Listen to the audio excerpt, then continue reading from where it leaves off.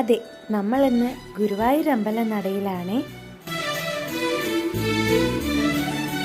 വൃശ്ചിക മാസത്തിലെ വെളുത്ത പക്ഷ ഗുരുവായൂർ ഏകാദശി ഗുരുവും വായുവും ചേർന്ന് ഗുരുവായൂരപ്പനെ പ്രതിഷ്ഠ നടത്തിയ ദിവസം. മഹാവിഷ്ണു ദേവീദേവന്മാർക്കൊപ്പം ഗുരുവായൂരപ്പനെ ദർശിക്കുവാനും ഭക്തജനങ്ങൾക്ക് അനുഗ്രഹം നൽകുവാനും വരുന്ന ദിവസം.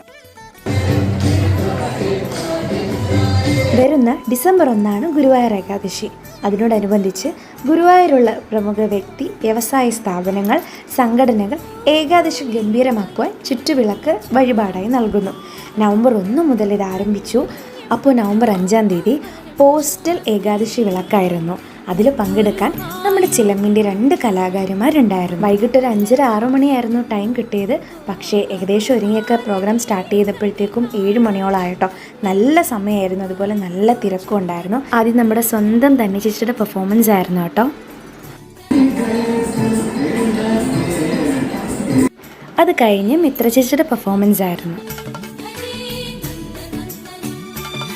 ഒത്തിരി സന്തോഷം, രണ്ടുപേരും നന്നായി തന്നെ പെർഫോം ചെയ്തു. അങ്ങനെ വളരെ സന്തോഷമുള്ള ദിവസങ്ങളായിരുന്നു. വിശേഷങ്ങൾ ഇവിടെ കഴിയുന്നില്ല. മറ്റൊരു വീഡിയോയിൽ വീണ്ടും കാണാം.